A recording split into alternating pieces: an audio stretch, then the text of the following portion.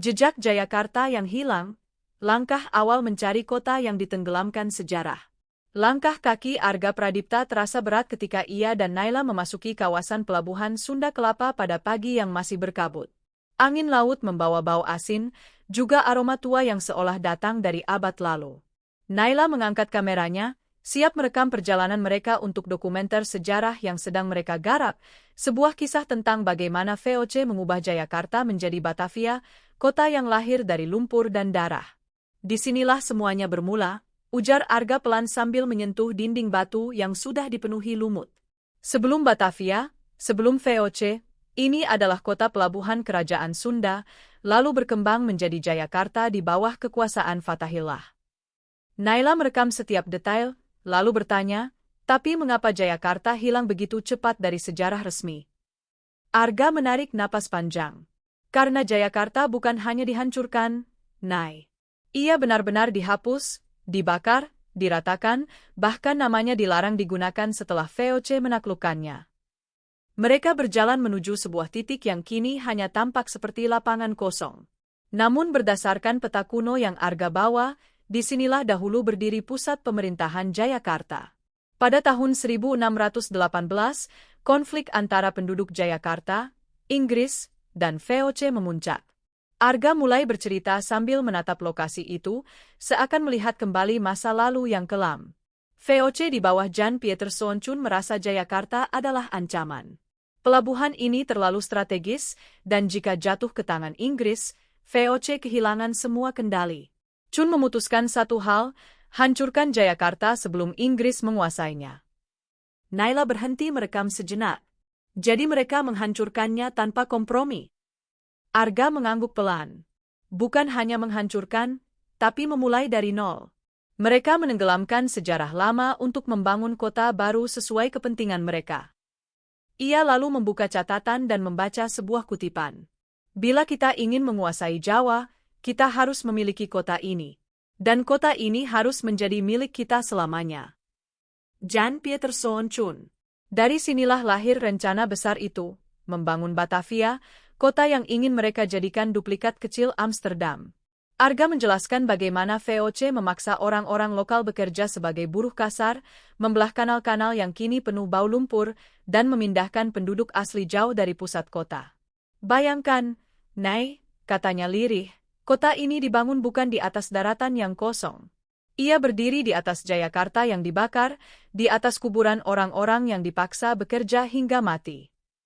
Naila mengarahkan kameranya ke kanal tua yang warnanya keruh, seolah menyimpan sisa tragedi masa lalu.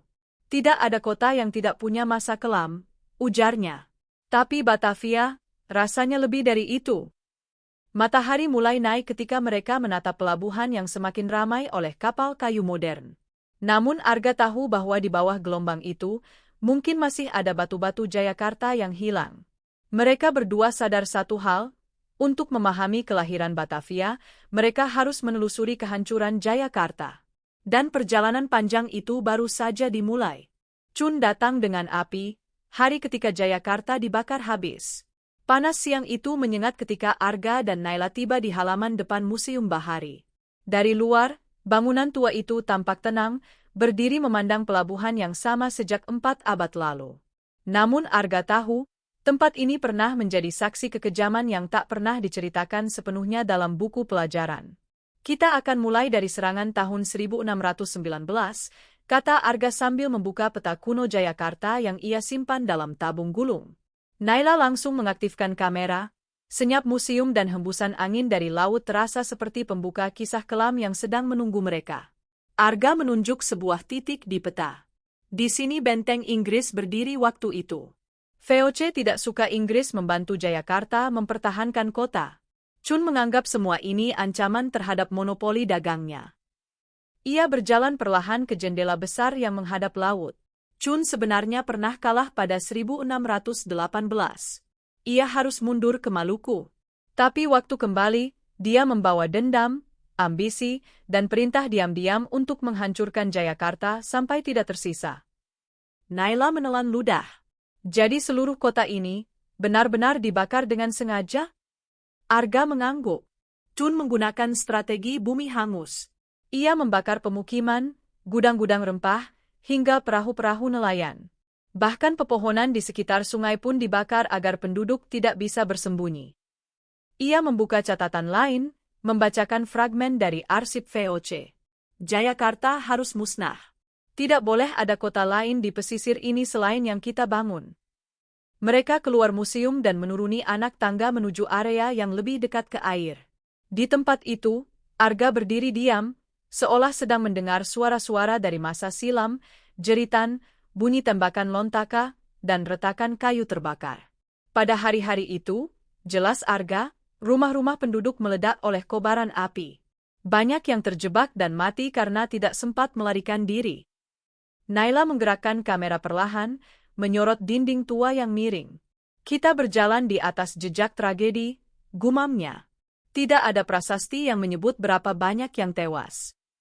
Arga melanjutkan, penduduk Jayakarta melawan, tentu saja. Mereka tidak ingin rumah mereka hilang begitu saja. Tapi persenjataan VOC lebih kuat. Meriam-meriam besar dari Laut Jawa menghujani kota ini dari jarak jauh. Ia memejamkan mata, membayangkan peristiwa itu. Asap memenuhi langit. Jayakarta berubah menjadi bara.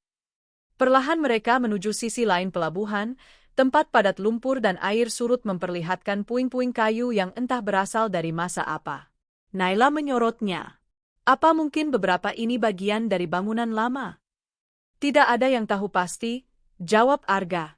Tapi secara geologis, banyak lapisan tanah di daerah ini menutupi sisa arsitektur Jayakarta.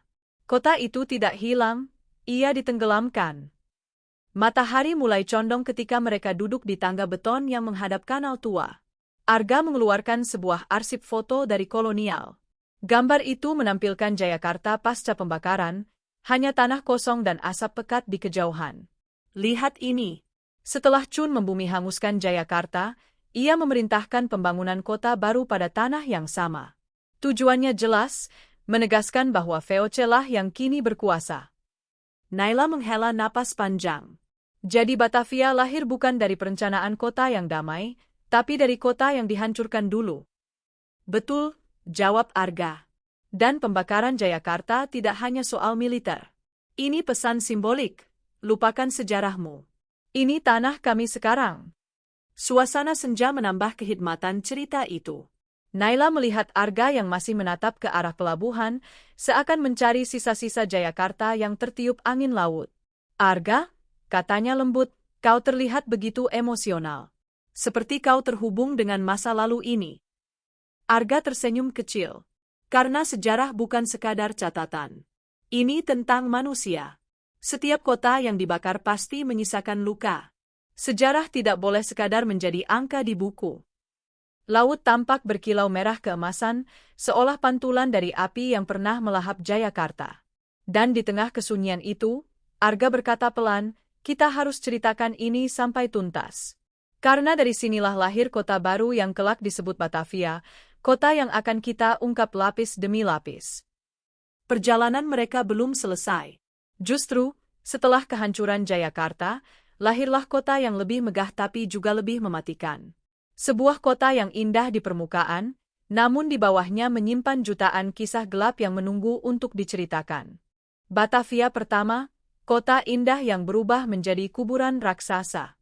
Pagi itu, Arga dan Naila melanjutkan perjalanan menuju kawasan kota tua, sebuah wilayah yang masih menyimpan jejak Batavia awal.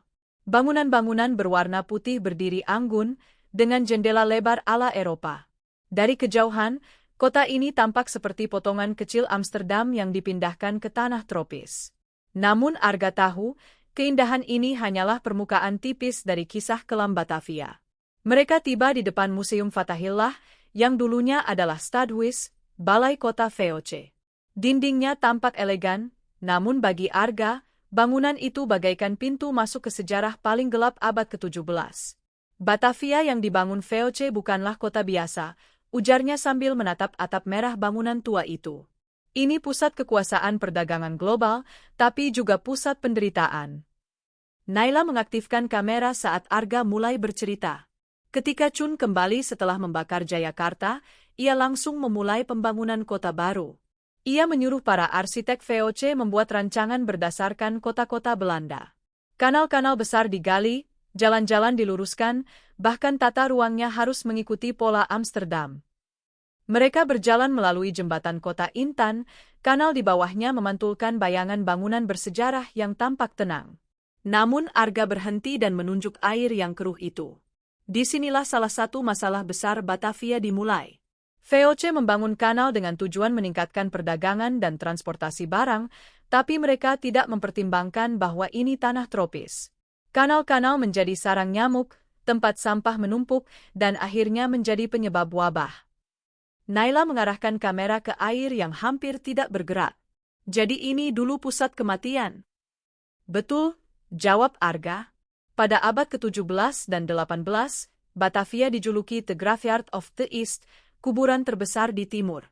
Karena tentara VOC, warga Eropa, bahkan penduduk lokal banyak yang mati muda akibat malaria dan kolera.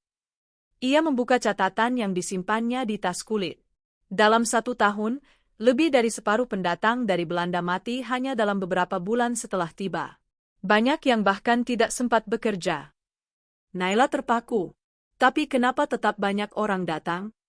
Karena Batavia adalah pusat rempah dunia, jelas Arga. VOC menawarkan kekayaan, tapi tidak memperingatkan tentang penyakit. Mereka hanya butuh tenaga dan orang-orang yang berani ambil risiko. Mereka masuk ke halaman belakang museum, tempat reruntuhan kecil dari era VOC masih berdiri. Di sini udara terasa lebih berat, seakan menyimpan sejarah yang sulit dilepaskan. Arga menunjuk sebuah batu nisan tua yang dipindahkan ke area museum. Lihat tanggalnya. Banyak yang mati pada usia 20-an. Ini bukan kuburan keluarga, melainkan kuburan massal yang dipindahkan dari berbagai lokasi Batavia. Naila mendekat dan menyentuh permukaan nisan yang sudah rapuh. Dulu mereka mungkin membangun kota ini dengan impian besar, tapi tidak tahu mereka sebenarnya sedang membuat perangkap bagi diri sendiri. Arga melanjutkan. Ironisnya, VOC justru menganggap kematian ini wajar. Mereka percaya selama perdagangan berjalan, selama rempah-rempah mengisi gudang dan kapal, semuanya bisa diterima. Mereka cuma mengganti orang-orang yang mati dengan pendatang baru. Mereka lalu berjalan menuju kanal yang lebih besar. Di sana, Arga menggambarkan bagaimana air kanal pernah jernih pada awal pembangunannya, mengalir melalui pusat kota Batavia. Tetapi ketika jumlah penduduk meningkat dan limbah tidak ditangani, kanal berubah menjadi tempat beracun. Ada catatan dari seorang dokter Belanda, kata Arga, yang menyebut bahwa bau dari kanal begitu busuk hingga dapat membuat orang muntah hanya dengan berdiri di dekatnya. Tapi VOC membiarkannya karena tidak mau mengeluarkan biaya untuk perawatan. Naila menghela napas panjang. Jadi Batavia indah dari luar, tapi mematikan dari dalam. Benar, sahut Arga. Kota ini dirancang untuk perdagangan dan pertahanan, bukan untuk kenyamanan manusia. Saat mereka duduk di bangku kayu dekat Taman Fatahillah, Arga menutup narasinya dengan nada muram. Di balik fasad putih bangunan-bangunan ini, ada kisah ratusan ribu nyawa yang hilang. Para pekerja dari Jawa, Bali, Ambon, Bugis, Makassar, hingga budak dari India dan Afrika bekerja tanpa henti menggali kanal, membangun benteng, dan mengangkut batu. Banyak yang mati karena kerja paksa, panas, dan penyakit. Naila menatap bangunan kolonial itu sekali lagi. Dari jauh, Batavia terlihat seperti karya seni. Tapi sekarang aku tahu, kota ini berdiri di atas tulang manusia. Arga mengangguk pelan. Dan itu baru permukaan. Karena setelah Batavia dibangun, VOC belum berhenti.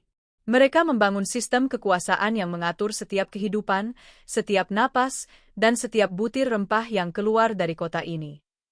Senja mulai turun, cahaya oranye menyapu bangunan kolonial seolah menegaskan. Keindahan Batavia selalu ditemani bayangan kematian. Lumpur, budak, dan kekuasaan. VOC mengatur segala nafas di Batavia. Pagi yang mendung menyambut Arga dan Naila ketika mereka memasuki area belakang Museum Fatahillah, tempat arsip lama VOC disimpan.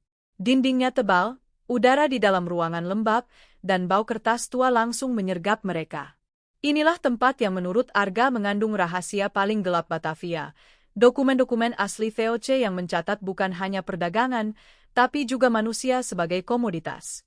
Sebelum kita gali lebih dalam, bisik Arga sambil mengenakan sarung tangan khusus, VOC bukan hanya perusahaan dagang. Mereka adalah negara dalam negara. Mereka punya tentara, punya pajak, punya hukum, bahkan punya penjara sendiri. Naila mengarahkan kamera pada susunan arsip tinggi. Jadi VOC mengatur semuanya? Segalanya, jawab Arga. Hidup dan mati orang-orang di Batavia ada di tangan mereka. Arga mengambil satu arsip tebal dari rak. Ketika dibuka, tampak tabel panjang berisi nama, umur, dan label, Slaaf, budak. Naila terdiam, melihat angka-angka mengerikan, ratusan, bahkan ribuan orang dari berbagai wilayah Nusantara dan Asia. Lihat ini, kata Arga dengan suara berat. Budak dari Bali, Makassar, Malabar, Benggala, hingga Afrika Timur. Mereka dipaksa bekerja menggali kanal, membangun rumah, mengurus kebun, mengangkut batu bata, bahkan menjadi pelayan rumah tangga para pejabat VOC. Ia menunjuk kolom lain, harga beli. Naila menutup mulut, terkejut. Mereka dijual seperti barang. VOC menganggap manusia adalah aset, jelas Arga. Jika mati, tinggal diganti. Jika kabur, ditangkap atau dihukum mati. Mereka melanjutkan perjalanan ke area bawah tanah museum, ruang gelap yang dulu digunakan sebagai penjara VOC. Dindingnya lembab dan dingin, bau logam masih terasa. Naila menggerakkan lampu sorot kecil, memantulkan bayangan panjang di dinding batu. Bayangkan, kata Arga sambil menelusuri tembok kasar, orang-orang yang dianggap melanggar aturan VOC dikurung di sini. Mereka dipukuli, dirantai, bahkan tidak diberi makanan layak. Naila merekam setiap langkah. Kita sering dengar VOC kejam, tapi melihat ini langsung membuatnya jauh lebih nyata. Arga mengangguk. Sistem kekuasaan VOC berjalan di atas kontrol penuh. Mereka memiliki hukum yang berbeda untuk orang Eropa dan non-Eropa. Mereka menetapkan pajak untuk setiap barang, bahkan untuk air minum. Mereka menentukan kapan orang boleh berdagang dan kapan tidak. Ia menunjuk bekas pintu besi yang kini berkarat. Disinilah mereka menahan para pelarian. Banyak budak kabur ke hutan mangga besar atau tugu, tapi kebanyakan tertangkap lagi. Mereka meninggalkan ruang penjara dan menuju luar, berjalan menyusuri jalan pintu besar utara.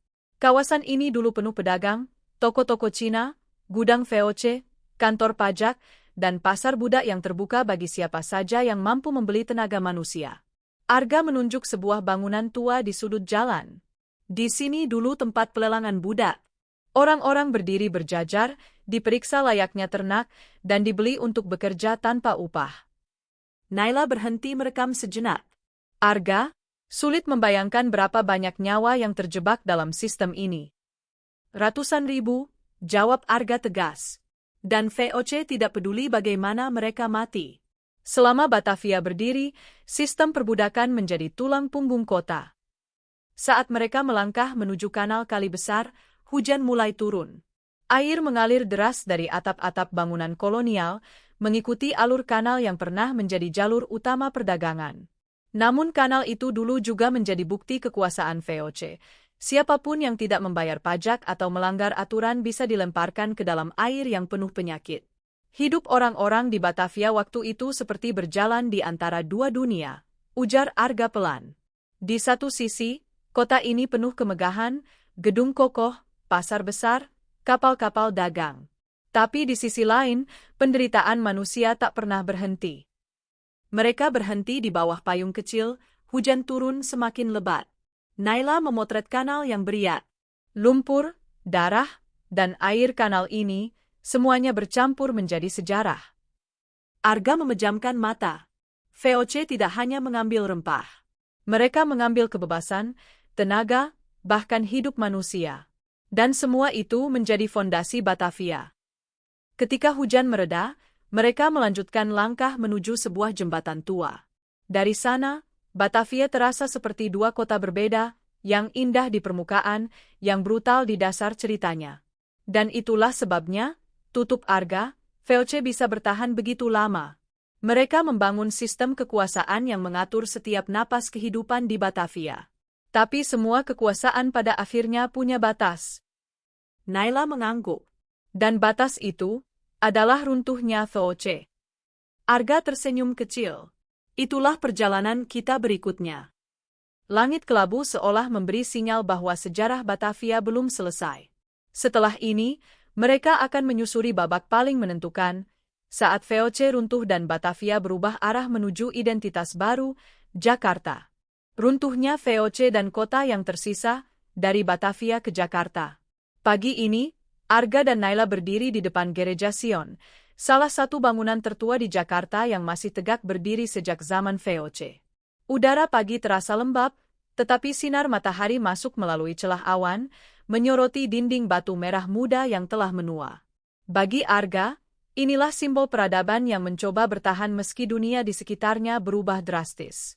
Ketika VOC mulai melemah, Batavia juga ikut goyah, ujar Arga sambil memandang gerbang tua gereja itu. Kota yang dibangun dari perdagangan global ternyata tidak mampu menahan korupsi dari dalam. Naila bersiap dengan kamera, menangkap lingkungan sekitar yang masih memancarkan jejak kolonial. Korupsi? Tanyanya. Arga mengangguk. VOC awalnya sangat kuat. Mereka menguasai perdagangan rempah, punya armada perang, dan memonopoli jalur laut. Tapi kekuasaan sebesar itu membuat banyak pejabatnya lupa diri. Mereka mengambil keuntungan pribadi, menyelundupkan barang, dan menyalahgunakan jabatan. Ia berjalan menuruni tangga kecil menuju halaman gereja yang sepi. Lalu, biaya perang VOC di seluruh Asia semakin besar. Mulai dari konflik dengan kerajaan-kerajaan Nusantara, perang melawan Inggris, hingga konflik internal. Semua itu membuat kas VOC terkuras. Naila mengikuti sambil merekam catatan Arga. Tapi bagaimana dampaknya pada Batavia? Besar sekali, jawab Arga. Batavia yang tadinya pusat kejayaan VOC berubah menjadi kota yang stagnan. Banyak bangunan mulai rusak karena kurang dirawat. Kanal-kanal penuh lumpur, wabah semakin sering terjadi, dan perdagangan melambat. Ia berhenti sejenak dan menatap kali besar yang tidak jauh dari tempat mereka berdiri. Airnya tenang, namun warna kecoklatannya mengingatkan pada masa ketika kanal itu menjadi pusat aktivitas bisnis. Pada masa akhir VOC, lanjut Arga, kali besar tidak lagi menjadi tempat yang megah. Banyak gudang kosong, dan kapal-kapal besar mulai memilih pelabuhan lain.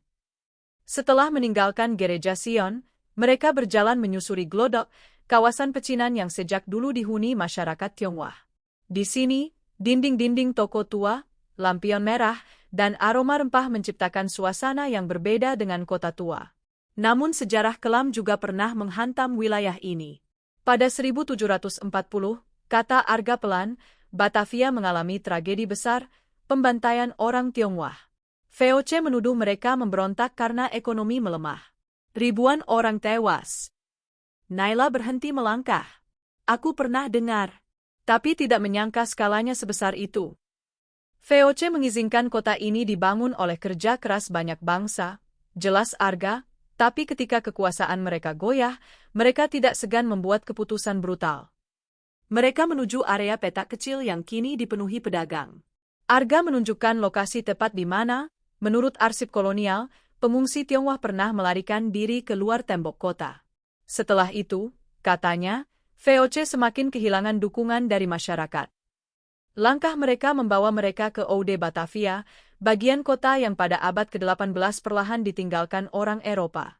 Dulu, ini adalah pusat elit kolonial. Kini hanya tersisa runtuhan dan bangunan yang direnovasi sebagian. Wabah malaria menjadi momok besar, tutur Arga sambil menatap kanal yang dipenuhi eceng gondok.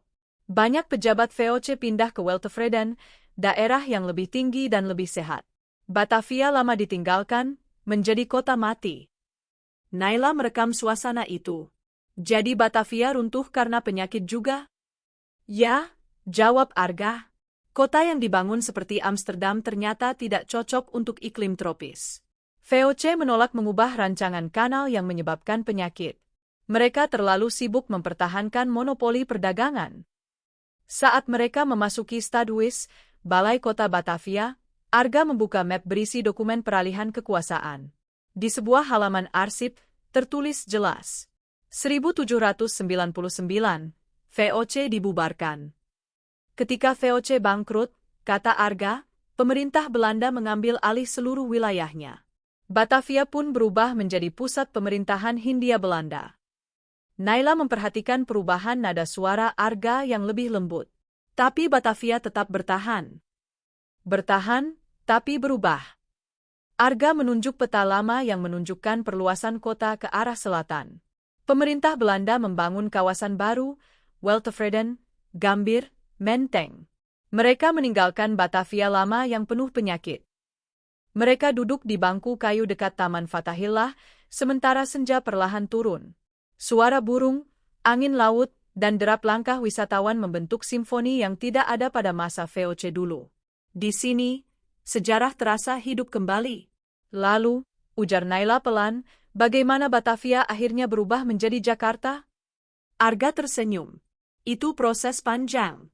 Setelah masa kolonial, bangsa ini bangkit. Batavia berganti nama menjadi Jakarta pada masa Jepang, dan setelah kemerdekaan, Jakarta menjadi simbol sejarah, perjuangan, dan identitas baru bangsa. Ia menatap bangunan tua di depan mereka. Bayangkan, dari kota yang dibangun dengan lumpur, darah, wabah, dan penderitaan, kini menjadi ibu kota Indonesia. Kota yang penuh luka, tapi juga penuh harapan. Naila merekam momen itu untuk penutup dokumenter mereka. Perjalanan kita dari Jayakarta, Batavia, hingga Jakarta, ternyata bukan hanya perjalanan sejarah. Ini perjalanan manusia. Ya, kata Arga sambil berdiri. Dan tugas kita adalah memastikan bahwa kisah ini tidak hilang seperti Jayakarta dulu. Karena sebuah bangsa yang lupa sejarahnya akan kehilangan arah masa depannya. Langit berubah jingga, kanal berkilau, dan bayangan bangunan kolonial memanjang di tanah. Di titik inilah mereka sadar, cerita Batavia bukan sekadar sejarah kota, melainkan cermin perjuangan manusia menghadapi kekuasaan, waktu, dan perubahan. Batavia mungkin lahir dari lumpur dan darah, tetapi Jakarta lahir dari ingatan, keberanian, dan harapan. Di balik setiap sudut Taman Fathahillah Depok, selalu ada kisah yang menunggu untuk ditemukan. Dari legenda sang penjaga taman, jejak masa kolonial, hingga suara-suara masa lalu yang tetap hidup dalam ingatan warga, semuanya menyatu menjadi bagian dari perjalanan kota yang terus berkembang.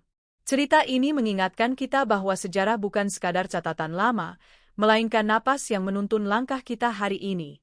Semoga warisan ini terus dijaga, diceritakan, dan diwariskan pada generasi berikutnya.